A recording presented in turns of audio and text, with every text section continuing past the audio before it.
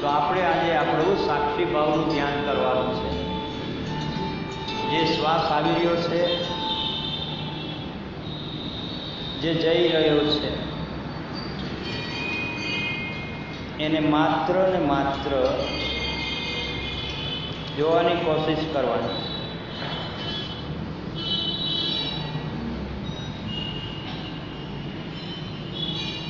જે આવી રહ્યો છે,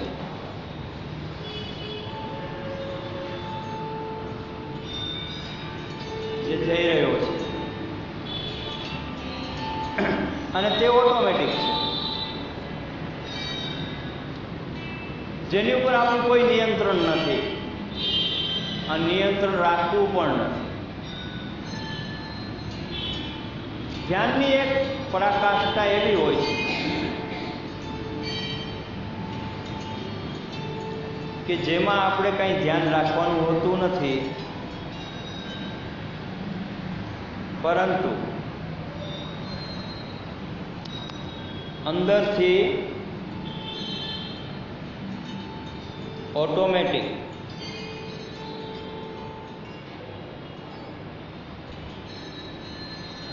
શ્વાસ ચાલતો હોય છે. પ્રાણાયામમાં પ્રયત્નપૂર્વક શ્વાસ લેવાનો હોય છે, છોડવાનો હોય છે. ઘણીવાર ખાલી પ્રયત્નપૂર્વક છોડવાનો હોય છે, ઘણીવાર ખાલી પ્રયત્નપૂર્વક ભરવાનો હોય છે, પણ આવે છે એની મેળે જાય છે નહીં. પ્રાણાયામની અલગ અલગ પદ્ધતિઓ છે અને શ્વાસન તંત્ર એ સમગ્ર શરીરને ચેતનવંતું, ધબકતું, ગતિશીલતા આપવા માટે આ પ્રાણાયામ છે.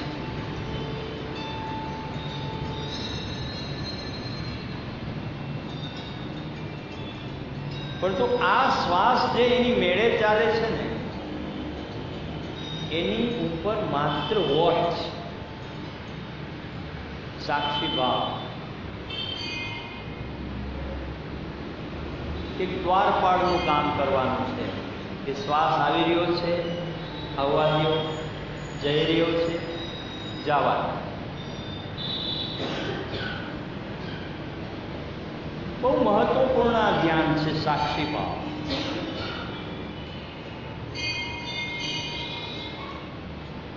સબીજ ધ્યાન હોય છે, નિર્બીજ ધ્યાન હોય છે, સબીજ સમાધિ હોય છે, નિર્બીજ સમાધિ હોય છે. પણ સમાધિ તો દૂરની વાત છે. ધ્યાન એ સમાધિની પ્રાપ્તિ માટેનું એક સાધન છે. અને ધ્યાન કરતા પહેલા ધારણા ધરવી બહુ જરૂરી છે.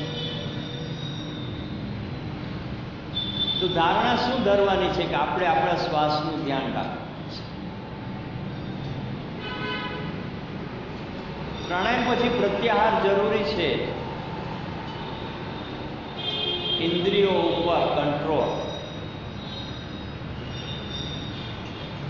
તો આની ઉપર પરાણે દમન નથી કરવાનું. ઘણા લોકો ઇન્દ્રિયો ઉપર પરાણે દમન કરતા હોય છે, જેવી રીતે કે બ્રહ્મચારી વ્રતનું પરાણે પાલન કરતા હોય છે.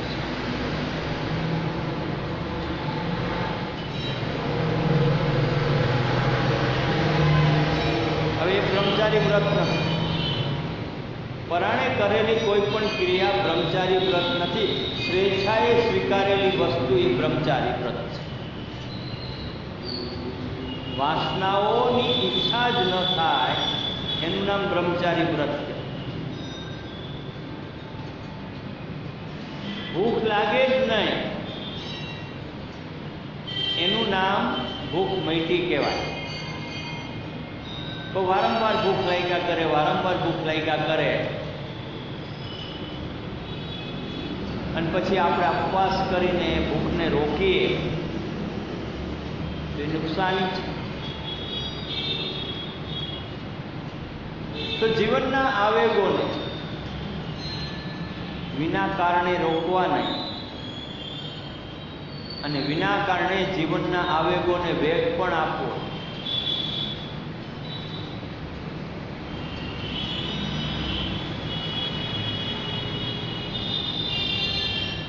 આંખમાંથી આંસુ આવશે છે તો એને રોકવાના નથી.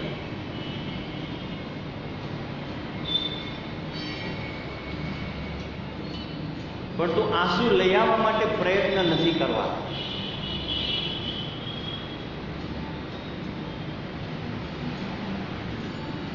પરંતુ ચહેરા ઉપર પ્રસન્નતાનો ભાવ લઈ આવવા માટે મહેનત કરવી જરૂરી છે.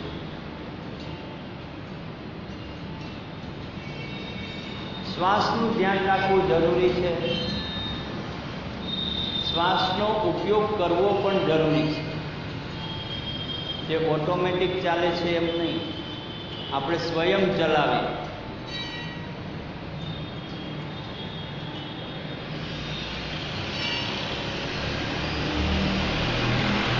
તો પોતાનો શ્વાસ જે ઓટોમેટિક આવી રહ્યો છે, જે ઓટોમેટિક જઈ રહ્યો છે, અંદર પ્રવેશ કરે છે તો ક્યાં સુધી જાય છે, અંદરથી બહાર નીકળે છે તો ક્યાં સુધી બહાર નીકળે છે, કેટલો આવે છે, કેટલો જાય છે, કેવી રીતે આવે છે અને કેવી રીતે જાય. આનું જાત નિરીક્ષણ કરવું બહુ જરૂરી છે.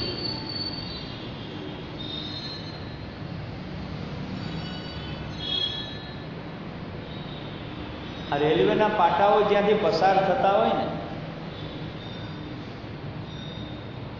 ત્યાં અમુક અમુક જગ્યાએ ફાટકો મૂકવામાં આવે છે. ફાટક એટલે પહેલાં તો ત્યાં દરવાજા ન મૂકતા હોય, પહેલાં એમના રોડ પાસ કરવા માટેની જગ્યા મળતી હોય કે પાટા ઉપર થઈ તમે સામે પાર જઈ શકો. પછી ટ્રેનની આવન જાવન વધે, લોકોનો ટ્રાફિક વધવા માંડે એટલે ત્યાં એક સર્વેયર પસાર.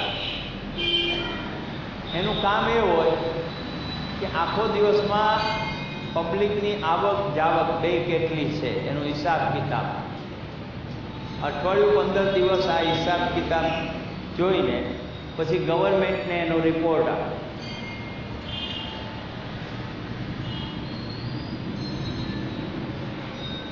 પછી ગવર્મેન્ટ ત્યાં દરવાજાવાળું ફાટક મૂકે કે આડસ આવી જાય એટલે બીજા વાહનો જ્યારે ટ્રેન પસાર થાય ત્યારે પસાર ન થાય, નહીં તો એક્સિડન્ટ થાય. એવી રીતે આપણો શ્વાસ જે ઓટોમેટિક ચાલી રહ્યો છે એનો સર્વે કરવા, એના દ્વારા આપણા શરીરમાં થતા ફેરફારોનો આપણે સર્વે કરવાનો છે.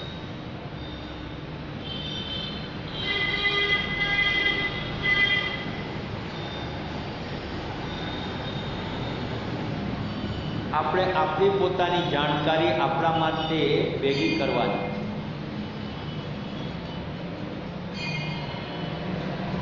સ્વયંને ઓળખવાનો પ્રયત્ન કરવાનો. જ્યાં સુધી તમે સ્વયંને નહીં ઓળખી શકો ત્યાં સુધી સ્વયંની સમસ્યાઓ નહીં સમજી શકો.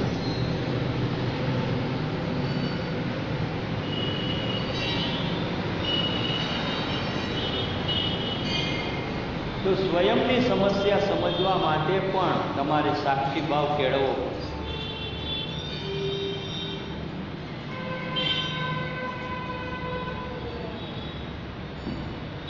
કારણ કે આ શ્વાસ દ્વારા જ ધ્યાનમાં જઈ શકાય છે. હમણાં અમુક બહેનોએ ભાઈઓએ વાત કરી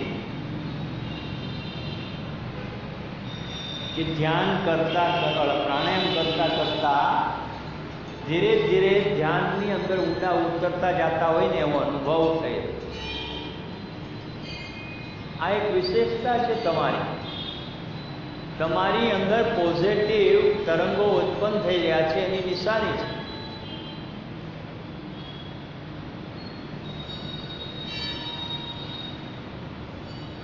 તમારું શરીર ગ્રીન ઝોન થઈ રહ્યું છે. ગ્રીન ઝોન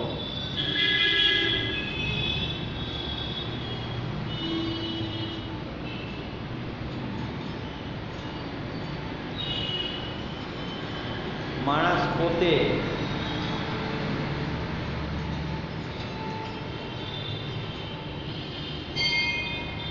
ગ્રીન ઝોનમાં હોવો જરૂરી છે.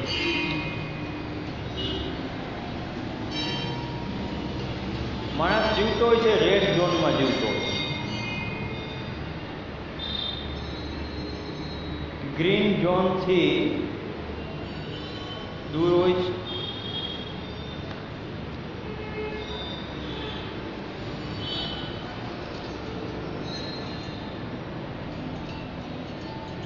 તો સફળતાઓ તમારી અંદર વહી છે અને સફળતાનો ઉપયોગ કરશો તો હંમેશા ગ્રીન ઝોનમાં જીવશો.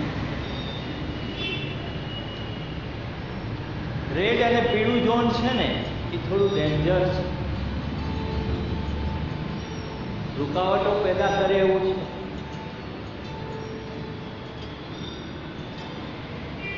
અને આ આખું જગત શ્વાસ ઉપર ચાલે. શ્વાસનો મહિમા અપરંપાર છે.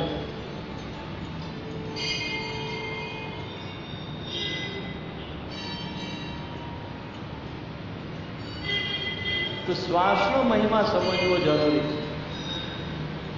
શ્વાસની શક્તિઓના ઊંડાણ સુધી પહોંચવું જરૂરી છે અને ધ્યાન દ્વારા શક્ય બને છે.